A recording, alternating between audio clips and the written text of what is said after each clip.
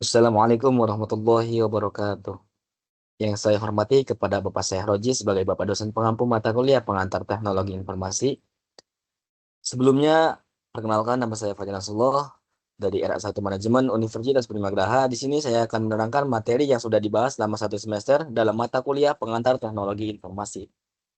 Langsung saja ke definisi teknologi informasi. Teknologi informasi adalah teknologi yang merujuk pada penggunaan perangkat digital dan komputer untuk mengumpulkan, menyimpan, mengelola, dan menyebarkan sebuah informasi. Ada dua penggunaan teknologi informasi dalam kehidupan sehari-hari. Yang pertama yaitu komunikasi, yang kedua yaitu hiburan. Dan di sini juga ada peranan teknologi informasi dalam bisnis. Yang pertama ada kolaborasi, yang kedua pemasaran dan penjualan, yang ketiga pengambilan sebuah keputusan. Tantangan dalam implementasi teknologi informasi yaitu ada keselarasan teknologi dan proses. Yang kedua yaitu ada sumber daya kompetensi dan yang ketiga yaitu ada keamanan dan privasi. Sejarah perkembangan komputer.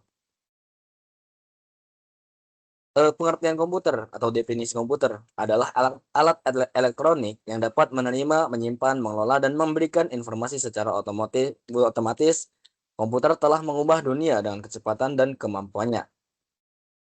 Komputer analog. Di sini ada dua komputer yaitu komputer analog dan komputer mekanik. Nah, komputer analog adalah sebuah era di mana komputer beroperasi berdasarkan kontinuitas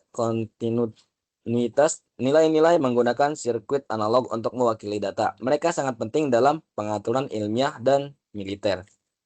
Yang kedua yaitu komputer mekanik. Komputer mekanik yang menggunakan perpindahan fisik atau mesin untuk melakukan sebuah perhitungan. Contohnya adalah mesin hitung, menyambungkan kontribusi penting bagi perkembangan teknologi komputer. Generasi komputer. Generasi komputer pertama yaitu yang pertama, komputer tabung vakum. Melanjutkan ke yang kedua yaitu program Liberator. Yang ketiga yaitu Uniface. Generasi komputer yang kedua yaitu yang pertama, transistor, yang kedua kartu ponsel, yang ketiga yaitu komputer arsitektur Viva. Generasi komputer yang ketiga yaitu yang pertama ada sirkuit terpadu, yang kedua sistem operasi, yang ketiga yaitu visi dan personal komputer. Generasi komputer yang keempat yaitu satu perkembangan jaringan, yang kedua yaitu teknologi bergerak, yang ketiga yaitu computing yang lebih. Dasar-dasar perangkat keras. Di sini juga ada dasar-dasar perangkat keras. Yang pertama yaitu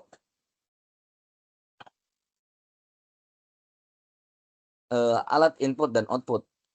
Yang dimana alat input dan output yaitu ada keyboard, monitor, mouse, dan printer. Dan alat yaitu alat penyimpanan. Alat penyimpanannya itu ada hard drive atau bisa disebut juga dengan HDD.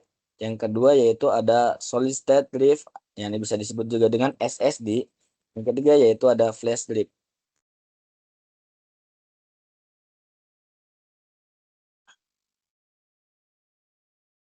Sistem komputer. Di sistem komputer ada tiga sistem komputer. Yang pertama yaitu sistem komponen, yang kedua yaitu sistem informasi, yang ketiga yaitu sistem perkembangan.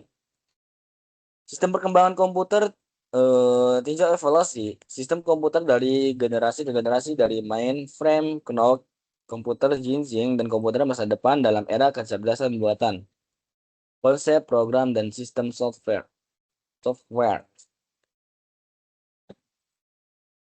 Nah, tujuan program dan sistem perangkat software, tujuannya itu perangkat lunak bertujuan untuk memahami struktur, fungsi, dan perilaku perangkat lunak serta memastikan bahwa program yang dibangun dapat memenuhi sebuah kebutuhan pengguna dengan efisiensi dan kualitas yang tinggi. Metode. Metode pengembangan program dan sistem perangkat lunak.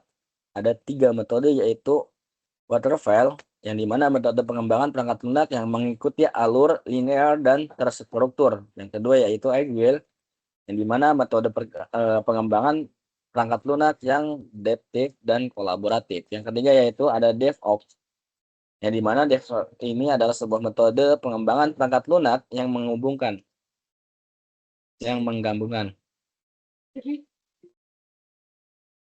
Di sini ada tantangan dalam mengimplementasikan konsep program dan perangkat lunak.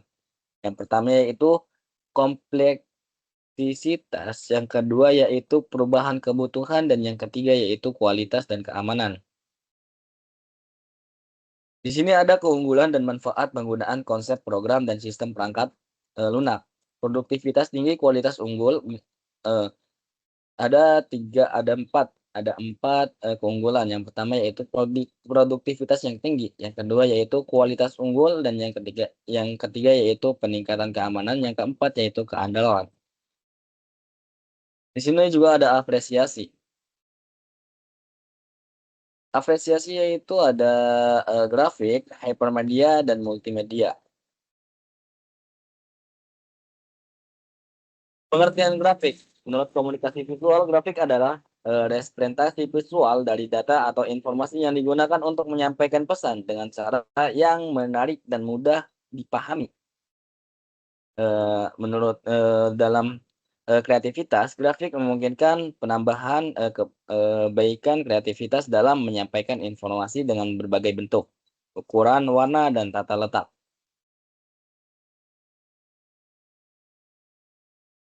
Pengertian atau definisi hypermedia. Hypermedia mengacu pada teks, gambar, suara, dan media lain yang terhubung secara non-linear dalam sebuah presentasi. Menurut interaktivitas, hypermedia memungkinkan sebuah pengguna berinteraksi dengan materi presentasi seperti mengklik tautan untuk navigasi lebih lanjut. Perbedaan antara grafik dan hypermedia. Grafik bentuk visual yang mewakili data secara efektif, sedangkan hypermedia tautan tak terbatas antara berbagai media dalam presentasi. Ada satu juga, yaitu multimedia. Ada satu lagi yaitu multimedia. Nah, multimedia yaitu penggunaan kombinasi media seperti teks, gambar, suara, dan video. Penerapan grafik. Di sini ada hypermedia dan multimedia. Grafik digunakan untuk menyajikan data, statistik, atau menyederhanakan konsep kompleks dengan gambar hypermedia. Nah, kesimpulannya gini, penerapan grafik, hypermedia, dan multimedia. Grafik, gunakan grafik untuk menyajikan data statistik, sorry. Gunakan grafik untuk menyajikan data statistik atau menyederhanakan konsep kompleks dengan gambar. Yang kedua yaitu hypermedia. Berikan pengalaman interaktif kepada audiens dengan menggunakan hypermedia untuk manipulasi presentasi. Yang ketiga yaitu ada multimedia. Gabungan teks, gambar, suara, dan video untuk menyampaikan informasi secara lebih menarik dan komprehensif. Sini ada mengenal proses data sampai publishing. Alat, kinerja, dan fitur Word yang mempermudah pengelolaan kata. Alat kinerja dan fitur Word yang mempermudah pengelolaan kata. Yang pertama yaitu ada fitur kolaborasi. Yang dimana fitur kolaborasi ini adalah kontribusi dan pembaruan yang mudah antara pengguna. Yang kedua yaitu ada spelling dan grammar check. Spelling dan grammar check adalah mendeteksi dan memberikan saran pada kesalahan si penulis atau kesalahan sebuah penulisan. Di sini ada tools penyuntingan PDF. Tools penyuntingan PDF itu untuk memudahkan konversi dokumen menjadi format PDF atau sebaliknya. Di sini juga ada WordArt dan Insert Media. WordArt dan Insert Media gunanya untuk mempercantik tampilan dokumen dengan penambahan gambar, video, atau desain grafis. Sejarah desktop publishing. Yang pertama, tahun 1980, desain grafis komputer dan desktop publishing muncul di Eropa sebagai alternatif proses produktif offset printing. Yang kedua yaitu pada tahun 1990, desktop publishing menjadi layak untuk diakses terutama setelah pemakaian komputer pribadi meluas. Yang ketiga yaitu sekarang. Di era sekarang, di zaman sekarang, banyak perusahaan menggunakan perangkat lunak seperti Adobe, InDesign, Edition. WordPress dan Microsoft Publisher untuk memproduksi materi cetak yang rapi dan profesional. Di sini ada software statistik atau bisa disebut juga yang pertama SPSS. Software untuk pemrosesan data statistik dan analisis data. Yang kedua yaitu ada Microsoft Excel, software untuk membuat grafik dan tabel serta melakukan sebuah pengelolaan data sederhana. Yang ketiga yaitu ada SAS, yang dimana SAS ini adalah sebuah software yang lengkap untuk pemrosesan data, analisis data statistik pada skala besar.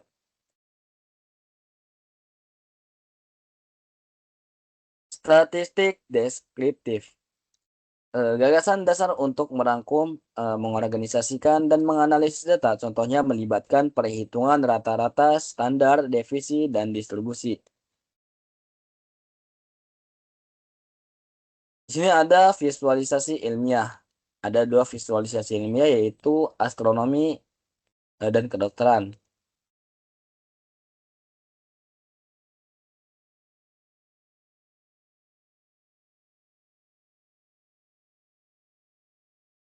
Perhitungan risiko dalam paper list publishing. Ada 3 perhitungan risiko dalam paper list publishing. Yang pertama yaitu keamanan sistem, yang memastikan keamanan informasi dalam menghasilkan karya publik. Yang kedua yaitu rendahnya biaya produksi. Rendahnya biaya produksi menekankan biaya dalam penggunaan kertas dan tinta pada percetakan. Yang ketiga yaitu ada keuntungan lingkungan membantu memperkecil dampak negatif terhadap lingkungan dari pengguna kertas dan percetakan yang berlebihan. Lanjut ke manfaat database dan pengaplikasian database dan pengaplikasian. Manfaat penggunaan database. Yang pertama yaitu penyimpanan efisien. Database memungkinkan penyimpanan data dalam format yang terstruktur atau teratur, yang mengoptimalkan penggunaan ruang penyimpanan dan menghemat sebuah biaya. Yang kedua yaitu akses mudah.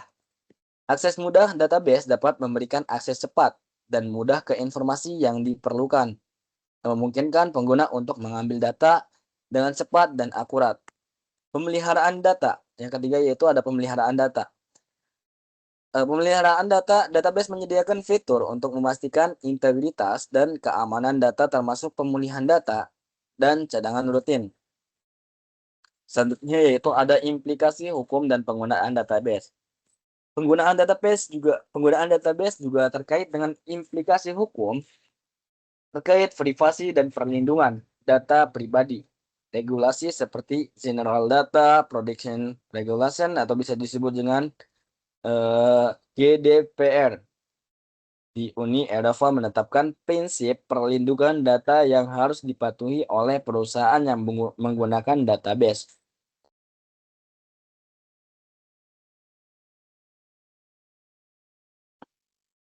Alat kinerja dan fitur Word yang mempermudah pengolahan kata. Skalabilitas. Seiring bisnis perkembangan skala dan kompleksitas database juga meningkat, menyusun strategi skalabilitas yang baik menjadi tantangan tersendiri. Kecepatan dan kinerja. Memastikan kinerja database yang optimal dalam mengakomodasi permintaan yang meningkat dan kebutuhan akses data rutin. Kesesuaian dengan peraturan, mengikuti regulasi terkait privasi, keamanan data, dan perlindungan konsumen dalam pengelolaan database. Pengembangan database di masa depan. Database terdistribusi. Penggunaan database terdistribusi ini meningkat dan memungkinkan data tersedia secara real time dan mereduksi resiko kegagalan satu. Ada yaitu integritas dengan kecerdasan buatan atau bisa disebut juga dengan R. Integritas antara database dan kecerdasan buatan akan semakin berkembang mengoptimalkan analisis data dan pengambilan keputusan bisnis. Sini juga ada lebih terfokus pada sebuah keamanan yang dimana menjadi sebuah prioritas utama dalam pengembangan dan penggunaan database untuk melindungi data diri melindungi dari sebuah serangan cyber. Sini juga ada pengantar jaringan komputer dan telekomunikasi. Basic of Computer Networking. Local Area Network atau bisa disebut juga dengan LAN memahami sebuah konsep LAN dan bagaimana menghubungkan sebuah komputer dalam area terbatas, memfasilitasi komunikasi dan berbagai sumber daya. Di sini juga ada Wide Area Network atau bisa disebut juga dengan WAN. Pelajari tentang WAN dan kemampuannya untuk menghubungkan jaringan melalui jarak geografik yang luas memungkinkan komunikasi.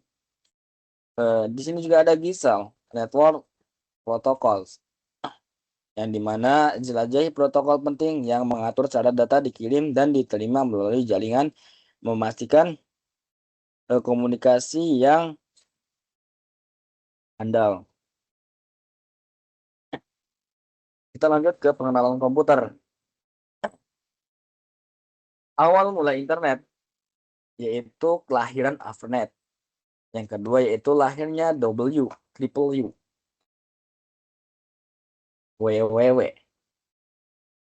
Tiga, pengembangan protokol. Yang keempat yaitu TCP atau IP. Perkembangan teknologi internet, kecepatan transmisi data perangkat terhubung komputasi awan. Dampak internet terhadap kehidupan manusia, yaitu akses informasi, global komunikasi instan, peluang bisnis baru, terbukanya akses sebuah pendidikan, infrastruktur data dan informasi. Pengertian atau definisi, sistem manajemen basis data yang menyimpan dan pengelolaan data secara terstruktur, jaringan komunikasi yang menghubungkan berbagai komponen infrastruktur data memungkinkan untuk mengakses dan pertukaran sebuah data. Di sini ada komponen utama infrastruktur data. Ada 4 komponen, yaitu perangkat keras. Yang pertama yaitu perangkat keras, yang kedua yaitu perangkat lunak, yang ketiga yaitu sumber data, yang keempat yaitu proses dan alur kerja. Manfaat infrastruktur data yang efektif. Ada 3 manfaat, yaitu peningkatan efisiensi, yang kedua yaitu pengambilan sebuah keputusan yang lebih baik, yang ketiga yaitu inovasi dan pengembangan sebuah produk. Teknologi pendukung infrastruktur data, database dan sistem penyimpanan. Yang pertama, yang kedua yaitu jaringan dan konektivitas, yang ketiga yaitu analitik dan visualisasi sebuah data. Di sini ada tantangan dan solusi infrastruktur data. Yang pertama yaitu ancaman keamanan siber seperti peretesan, malware, dan kebocoran data terus meningkat.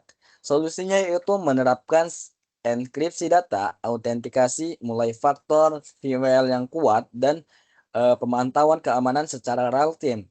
Selain itu, rutin melakukan pelatihan keamanan untuk karyawan. Yang kedua yaitu ada pertumbuhan data yang eksponensial, memerlukan infrastruktur yang dapat dengan mudah ditingkatkan. Solusinya itu menggunakan solusi cloud yang fleksibel seperti IaaS atau PaaS yang memungkinkan penambahan sumber daya sesuai kebutuhan tanpa investasi besar pada infrastruktur fisik. Yang ketiga yaitu tantangannya memenuhi persyaratan hukum dan regulasi yang ketat seperti GDPR, IFA, atau CCPA. Solusinya yaitu menerapkan sebuah kebijakan dan prosedur yang sesuai dengan regulasi, melakukan audit rutin, dan menggunakan alat bantu kepatuhan untuk memastikan semua data dikelola sesuai aturan. Di sini ada tantangan juga mengenai mengintegrasikan berbagai sistem dan aplikasi yang berbeda dalam satu lingkungan kerja yang terpusat.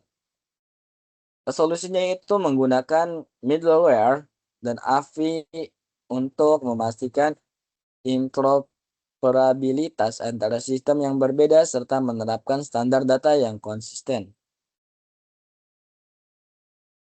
Tantangan yang kelima yaitu mengelola dan menganalisis volume data yang besar dan beragam secara efektif. Solusinya itu menggunakan teknologi big data seperti Hadoop dan Spark serta alat analitik yang mampu menangani data besar secara efisien. Di sini ada yang keenam, ada tantangan yaitu memastikan data tetap aman dan dapat dipulihkan setelah terjadinya bencana atau kegagalan sistem. Solusinya itu menerapkan strategi pemulihan bencana yang meliputi backup data secara rutin, replikasi data ke lokasi yang berbeda, dan uji coba pemulihan bencana secara berkala. Tantangan yang ketujuh yaitu memastikan sistem dan data selalu tersedia dan dapat diakses tanpa gangguan. Solusi yaitu mengimplementasikan arsitektur, redundancy, dan failover serta menggunakan layanan cloud dengan SLA atau bisa disebut juga dengan service level agreement yang tinggi.